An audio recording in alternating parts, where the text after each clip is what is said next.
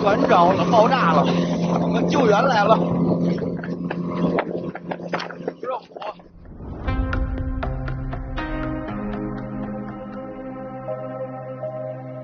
我们这钓鱼，然后听着砰一声，就是冒烟特别大，着火，起火特别严重，我们赶紧就把鱼竿收了，就过去了。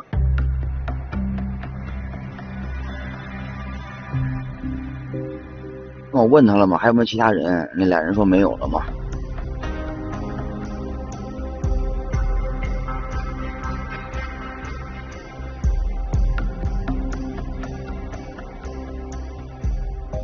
那现在就是已经缝针了，我再煮点汤拿过去给我们买的那个船几百万，就是没有办法的，这个烧没了。